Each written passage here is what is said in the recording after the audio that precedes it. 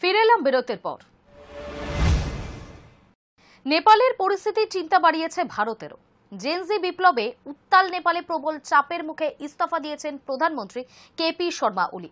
বুধবার সকালে প্রাতঃভ্রমণে গিয়ে নেপালের এই পরিস্থিতি নিয়ে উদ্বেগ প্রকাশ করলেন বিজেপি নেতা দিলীপ ঘোষ। জেনজেড বিপ্লবে উত্তাল নেপাল, প্রবল চাপের মুখে ইস্তফা দিয়েছেন প্রধানমন্ত্রী কেপি শর্মা ওলি। নেপালের পরিস্থিতি চিন্তা বাড়িয়েছে ভারতেরও। বুধবার সকালে প্রাতঃভ্রমণে গিয়ে নেপালের পরিস্থিতি নিয়ে উদ্বেগ প্রকাশ করলেন বিজেপি নেতা দিলীপ ঘোষ। বললেন, অন্তর্নিহিত সমস্যা তো রয়েছে, তবে বহিরাগত শক্তির হাতও রয়েছে। সম্প্রতি নেপালে নিষিদ্ধ হয় ফেসবুক, ইউটিউব, এক্স সহ প্রায় সব ধরনের সোশ্যাল মিডিয়া। সংস্থাগুলির বিরুদ্ধে অভিযোগ, তারা নেপাল প্রশাসনের সঙ্গে সরকারিভাবে নথিবদ্ধ হয়নি। 7 দিনের ডেডলাইন দিলেও তা মানেনি 26টি সোশ্যাল মিডিয়া প্ল্যাটফর্মের একটিও। তাই এই কড়া সিদ্ধান্ত নেয় কাঠমান্ডু সরকার। এমন সিদ্ধান্তে বেজায় খেপেছে নেপালের জেনজি। সোমবার হাজার হাজার মানুষ কাঠমান্ডুর রাস্তায় নেমে প্রতিবাদ দেখান। রাতের মধ্যে তা হিংসাত্মক চেহারাও নেয়। এরপর মঙ্গলবার আন্দোলনের ঝাঁজ আরও বাড়ে। এই পরিস্থিতি জনরোষের মুখে পড়ে ইস্তফা দিতে বাধ্য হন প্রধানমন্ত্রী কেপি শর্মা ওলি। নেপালের পরিস্থিতি নিয়ে স্বাভাবিকভাবেই উদ্বিগ্ন ভারত। বুধবার সকালে প্রাতঃভ্রমণে গিয়ে এ নিয়ে মুখ খুললেন বিজেপি নেতা দিলীপ ঘোষ। তিনি বললেন, গত 5 থেকে 7 বছরে ভারতের বিভিন্ন পড়শি দেশে এরকম পরিস্থিতি হয়েছে। এর পিছনে অন্তর্নিহিত শক্তির পাশাপাশি বহিরাগত শক্তিরও হাত রয়েছে। এর জেরে দেশগুলো আর্থিক ক্ষতির মুখে পড়ছে। আমাদের দেশেও প্রভাব পড়বে। সীমান্ত পেরিয়ে নেপাল থেকে মানুষ ভারতে ঢুকবে, সেই আশঙ্কাও প্রকাশ করলেন তিনি। বললেন, দ্রুত শান্তি ফিরুক।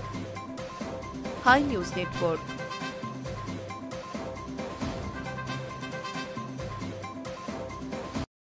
অসম থেকে বাংলার বাসিন্দাদের এনআরসি নোটিশ।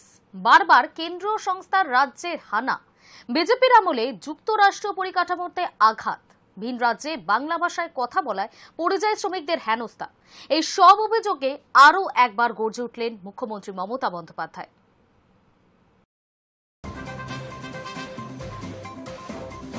অসম থেকে বাংলার বাসিন্দাদের এনআরসি নোটিশ। বারবার কেন্দ্রীয় সংস্থার রাজ্যে হানা।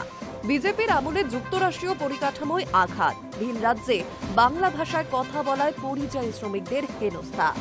এই সব অভিযোগে আরও একবার গর্জে উঠলেন মুখ্যমন্ত্রী মমতা বন্দ্যোপাধ্যায়। উত্তরবঙ্গ থেকে জানালেন, বাংলাকে এইভাবে রোখা যাবে না। বিদলেন ডাবল ইঞ্জিন সরকারকে। তার হুঁশিয়ারি, দিল্লি নয়, বাংলা চালাবে বাংলায়। পাশাপাশি পরিযায়ী শ্রমিকদের অত্যাচার নিয়ে বলেন, দেখি কার কত সাহস, কত অত্যাচার করতে পারে তারা। পরিযায়ী শ্রমিক পরিবার 24,000 ইতিমধ্যে আমরা নিয়ে এসেছি। কি দরকার বাইরে যাওয়ার? আর আমাদের এখানে যে 1.5 কোটি পরিবার কাজ করে, তাদের তো আমরা কখনো কোনো খারাপ ব্যবহার করি না। তারা আমার খাদ্যসাথীও পায়, স্বাস্থ্যসাথীও পায়, তারা আমার সব সুযোগ সুবিধা পায়। তাহলে আমাদের লোকেদের তোমরা কিচ্ছু দেবে না, আর মেরে তাড়াবে উড়িষ্যা থেকে, মহারাষ্ট্র থেকে, গুজরাট থেকে, উত্তরপ্রদেশ থেকে, ছত্তিশগড় থেকে, মধ্যপ্রদেশ থেকে। ডাবল ইঞ্জিন সরকার দরকার নেই আমার। ডাবল ইঞ্জিন সরকারের মানুষই বড় পাইলট, মানুষের থেকে বড় পাইলট আর কেউ নেই। দেশের কাণ্ডারি সাধারণ মানুষ। কয়েক মাস আগে অসম থেকে বাংলার কয়েকজনকে এনআরসি নোটিশ পাঠানো হয়েছে। তাদের ওই রাজ্যে তলব করেছে অসম সরকার। কেন এমনটা করা হচ্ছে তা নিয়ে প্রশ্ন তুলেছেন মমতা।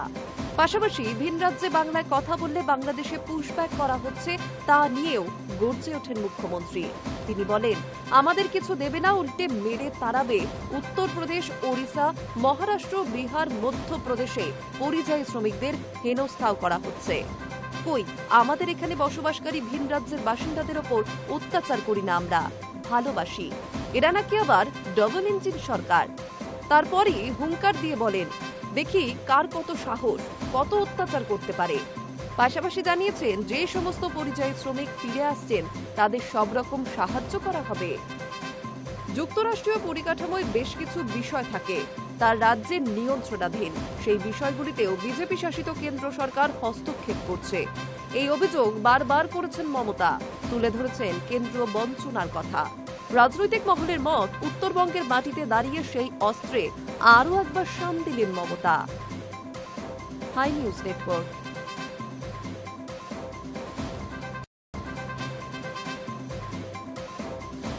অসম থেকে বাংলার বাসিন্দাদের এনআরসি নোটিশ, বারবার কেন্দ্রীয় সংস্থার রাজ্যে হানা।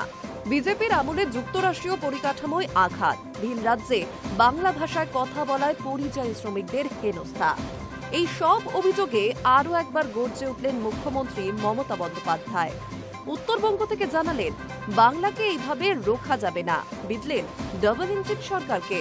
তার হুঁশিয়ারি, দিল্লি নয়, বাংলা চালাবে বাংলায়। পাশাপাশি পরিযায়ী শ্রমিকদের অত্যাচার নিয়ে বলেন, দেখি কার কত সাহস, কত অত্যাচার করতে পারে তারা। পরিযায়ী শ্রমিক পরিবার 24,000 ইতিমধ্যে আমরা নিয়ে এসেছি। কি দরকার বাইরে যাওয়ার? আর আমাদের এখানে যে 1.5 কোটি পরিবার কাজ করে, তাদের তো আমরা কখনো কোনো খারাপ ব্যবহার করি না। তারা আমার খাদ্যসাথীও পায়, স্বাস্থ্যসাথীও পায়, তারা আমার সব সুযোগ সুবিধা পায়। তাহলে আমাদের লোকেদের তোমরা কিচ্ছু দেবে না, আর মেরে তাড়াবে উড়িষ্যা থেকে, মহারাষ্ট্র থেকে, গুজরাট থেকে, উত্তরপ্রদেশ থেকে, ছত্তিশগড় থেকে, মধ্যপ্রদেশ থেকে। ডাবল ইঞ্জিন সরকার দরকার নেই আমার ডাবল ইঞ্জিন সরকারের। মানুষই বড় পাইলট, মানুষের থেকে বড় পাইলট আর কেউ নেই। দেশের কাণ্ডারি সাধারণ মানুষ। কয়েক মাস আগে অসম থেকে বাংলার কয়েকজনকে এনআরসি নোটিশ পাঠানো হয়েছে। তাদের ওই রাজ্যে তলব করেছে অসম সরকার। কেন এমনটা করা হচ্ছে তা নিয়ে প্রশ্ন তুলেছেন মমতা। পাশাপাশি ভিন রাজ্যে বাংলায় কথা বললে বাংলাদেশে পুশব্যাক করা হচ্ছে তা নিয়েও গর্জে ওঠেন মুখ্যমন্ত্রী। তিনি বলেন, আমাদের কিছু দেবে না, উল্টে মেরে তাড়াবে উত্তরপ্রদেশ, ওড়িশা, মহারাষ্ট্র, বিহার, মধ্যপ্রদেশে পরিযায়ী শ্রমিকদের হেনস্থাও করা হচ্ছে। কই, আমাদের এখানে বসবাসকারী ভিন রাজ্যের বাসিন্দাদের ওপর অত্যাচার করি না আমরা, ভালোবাসি। এরা নাকি আবার ডাবল ইঞ্জিন সরকার। তারপরই হুঙ্কার দিয়ে বলেন, দেখি কার কত সাহস, কত অত্যাচার করতে পারে। পাশাপাশি জানিয়েছেন, যে সমস্ত পরিযায়ী শ্রমিক ফিরে আসছেন তাদের সব রকম সাহায্য করা হবে। যুক্তরাষ্ট্রীয় পরিকাঠামোয় বেশ কিছু বিষয় থাকে তার রাজ্যের নিয়ন্ত্রণাধীন। সেই বিষয়গুলিতেও বিজেপি শাসিত কেন্দ্র সরকার হস্তক্ষেপ করছে। এই অভিযোগ বারবার করেছেন মমতা, তুলে ধরেছেন কেন্দ্রীয় বঞ্চনার কথা। রাজনৈতিক মহলের মত, উত্তরবঙ্গের মাটিতে দাঁড়িয়ে সেই অস্ত্রে আরও একবার শান দিলেন Mamata. High news Network. GST নিয়ে প্রচার করতে আগামী সপ্তাহে বাংলায় যাচ্ছেন কেন্দ্রীয় অর্থমন্ত্রী নির্মলা সীতারামন। সম্ভবত 18 সেপ্টেম্বর রাজ্যে যাচ্ছেন নির্মলা। এছাড়াও আগামী কয়েকদিনে কেন্দ্রীয় সরকারের একাধিক মন্ত্রী পা রাখতে চলেছেন বাংলায়। জিএসটি নিয়ে প্রচার করতে আগামী সপ্তাহে বাংলায় যাচ্ছেন কেন্দ্রীয় অর্থমন্ত্রী নির্মলা সীতারামন। সম্ভবত 18 সেপ্টেম্বর রাজ্যে যাচ্ছেন নির্মলা। এছাড়াও আগামী কয়েকদিন কেন্দ্রীয় সরকারের একাধিক মন্ত্রী পা রাখতে চলেছেন বাংলায়। এনডিএর বৈঠকে প্রধানমন্ত্রী মোদী সমস্ত সাংসদদের জিএসটি নিয়ে নতুন যে সমস্ত সিদ্ধান্ত নেওয়া হয়েছে সেগুলি সুফল প্রচারের নির্দেশ দিয়েছেন। মানুষের ওপর থেকে করের বোঝা কিভাবে কমানো হচ্ছে সেই বিষয়গুলি নিজের নিজের এলাকায় প্রচার করার জন্য নির্দেশ দিয়েছিলেন মোদী। তারপর ঠিক করা হয়েছে নির্মলাও দেশের প্রতিটি রাজ্যে গিয়ে সাংবাদিক বৈঠক করে জিএসটির নতুন হারের সুফল মানুষকে জানাবেন। সেই তালিকায় প্রথম দিকেই রয়েছে বাংলার নাম। বিহার ও বাংলা আপাতত এই দুই রাজ্যের দিকেই প্রধান নজর রেখেছে বিজেপি। বাংলায় দুর্গাপুজো, কালীপুজো তথা উৎসবের মরশুম পার হওয়ার পরেই রাজনৈতিক কর্মসূচি শুরু করার পরিকল্পনা নিয়েছে বিজেপি। কিন্তু পুজোর আগেই খোদ প্রধানমন্ত্রী নরেন্দ্র মোদী সহ এক ঝাঁক কেন্দ্রীয় মন্ত্রী বঙ্গ সফরের বিভিন্ন অনুষ্ঠানে যাবেন বলেই ঠিক করেছে। আগামী সপ্তাহে মোদী এবং নির্মলার পরেই বিদেশমন্ত্রী এস জয়শঙ্করও সরকারি কর্মসূচিতে বঙ্গ সফরে যাবেন বলেই বিজেপি সূত্রে খবর। মধ্যপ্রদেশের মুখ্যমন্ত্রী মোহন যাদব এর মধ্যেই বাংলায় যাওয়ার কথা রয়েছে। তাছাড়া চলতি মাসেই দুর্গাপুজোয় উদ্বোধন করতে বাংলায় যাবেন কেন্দ্রীয় স্বরাষ্ট্রমন্ত্রী অমিত শাহ। কলকাতা সংলগ্ন এলাকায় দুটি পুজোতে যাওয়ার কথা রয়েছে অমিত শাহের। বঙ্গ বিজেপির পক্ষ থেকে দলের সর্বভারতীয় সভাপতি জেপি নাড্ডাও যাতে বাংলায় যান তার জন্য অনুরোধ করা হয়েছে বলে জানা গিয়েছে বিজেপির তরফে। Hi news Network. লক্ষ্মীর ভান্ডার বাংলার অর্থনীতিকে অনেকটাই পাল্টে দিয়েছে। বাংলার প্রকল্পের প্রশংসা রিজার্ভ ব্যাংকের রিজিওনাল ডিরেক্টর সুধাংশু প্রসাদের। মঙ্গলবার বীরভূমের সিউড়িতে ব্যাংকের গ্রাহকদের নিয়ে একটি কর্মসূচিতে তিনি একথা বলেন। লক্ষ্মীর ভান্ডার বাংলার অর্থনীতিকে অনেকটাই পাল্টে দিয়েছে। বাংলার প্রকল্পের প্রশংসায় রিজার্ভ ব্যাংকের রিজিওনাল ডিরেক্টর সুধাংশু প্রসাদ। মঙ্গলবার বীরভূমের সিউড়িতে ব্যাংকের গ্রাহকদের নিয়ে তিনি একটি কর্মসূচিতে অংশ নিয়েছিলেন। সেখানে গ্রাহকদের সঙ্গে তিনি কথাও বলেন। রিজার্ভ ব্যাংকের রিজিওনাল ডিরেক্টর বলেন, লক্ষ্মীর ভান্ডার সারা বাংলার ব্যাংকের গতিকে পাল্টে দিয়েছে। সারা বাংলায় 5 কোটি নতুন অ্যাকাউন্ট খুলেছেন লক্ষ্মী দিদিরা। সারা বছরে ব্যাংকে 25,000 কোটি টাকা জমা পড়ছে।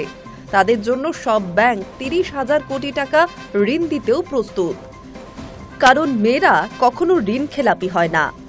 এদিন মূলত অনুষ্ঠানটি ছিল 10 বছরের পুরনো ব্যাংক গ্রাহকদের অ্যাকাউন্টের জন্য রি-কেওয়াইসি করার আবেদন নিয়ে। সেখানে একাধিক ব্যাংকের তরফে বলবীর সিং, অনির্বাণ দত্ত, অঞ্জলি কুমার, প্রণব বিশ্বাস, সঞ্জীব কুমার উপস্থিত ছিলেন। ব্যাংক আধিকারিকরা জানালেন, ব্যাংকের 3 ধরনের অ্যাকাউন্ট হয়: ঝুঁকিবহুল, মাঝারি ঝুঁকি এবং কম ঝুঁকির। যারা কম ঝুঁকির তাদের সংখ্যাটাই বেশি। তাদের 10 বছর অন্তর অ্যাকাউন্টকে সচল করে রাখতে নিজেদের তথ্য ব্যাংকে ফের জমা দিতে হয়। সারা বাংলায় এখনও 80,000 অ্যাকাউন্টের গ্রাহকের কেওয়াইসি জমাই পড়েনি। রিজার্ভ ব্যাংকের রিজিওনাল ডিরেক্টর জানান, এখন টাকা ছাড়া গ্রাহক অ্যাকাউন্ট খুলতে পারেন। তাতে তারা 10,000 টাকা পর্যন্ত ঋণও পাবেন, 2 লাখ টাকার জীবন বীমা পাবেন, অটল পেনশন, সুরক্ষা বীমা, জীবন জ্যোতি বীমার সুযোগ পাবেন তারা। ব্যাংককর্তা আরও বলেন, ব্যক্তিগত কোনো তথ্য ব্যাংক ছাড়া কোনো অ্যাকাউন্টের জন্য দেবেন না, কোনো ওটিপি কাউকে শেয়ারও করবেন না। টাকা খোয়া গেলে ব্যাংকে জানাবেন। Hi news Network. লক্ষ্মীর ভান্ডার বাংলার অর্থনীতিকে অনেকটাই পাল্টে দিয়েছে। বাংলার প্রকল্পের প্রশংসায় রিজার্ভ ব্যাংকের রিজিওনাল ডিরেক্টর সুধাংশু প্রসাদ। মঙ্গলবার বীরভূমের সিউড়িতে ব্যাংকের গ্রাহকদের নিয়ে তিনি একটি কর্মসূচিতে অংশ নিয়েছিলেন। সেখানে গ্রাহকদের সঙ্গে তিনি কথাও বলেন। রিজার্ভ ব্যাংকের রিজিওনাল ডিরেক্টর বলেন, লক্ষ্মীর ভান্ডার সারা বাংলার ব্যাংকের গতিকে পাল্টে দিয়েছে।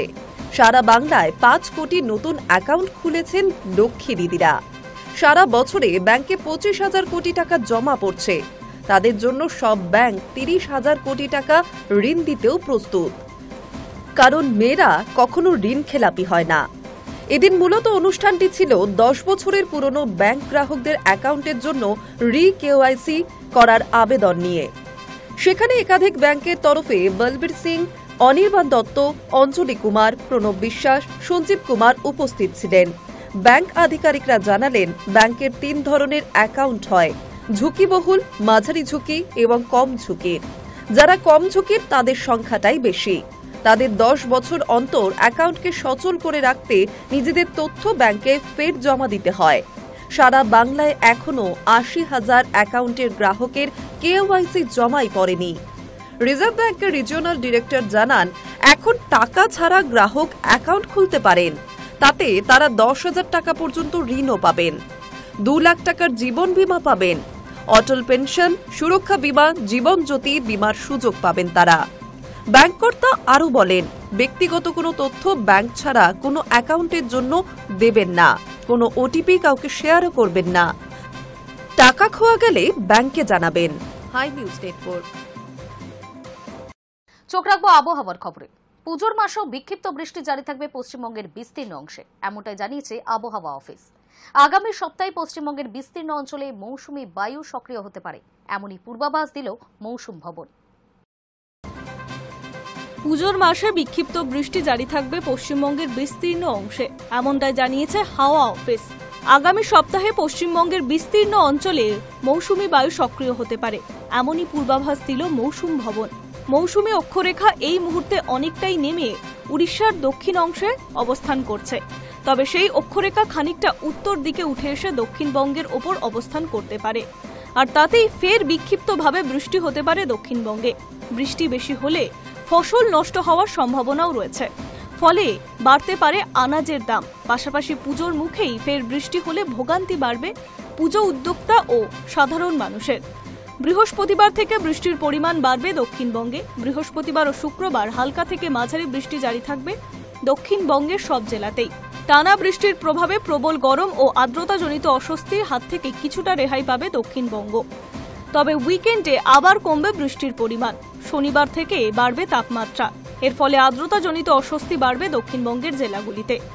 উত্তরবঙ্গে বুধবার রাত পর্যন্ত ভারী থেকে অতি ভারী বৃষ্টির পূর্বাভাস দিয়েছে হাওয়া অফিস। বুধবার অতি ভারী বৃষ্টির সতর্কতা জারি করেছে আলিপুর জেলাতে এবং ভারী বৃষ্টির সম্ভাবনা রয়েছে দার্জিলিং, কালিম্পং, জলপাইগুড়ি ও কোচবিহারের জেলাতে।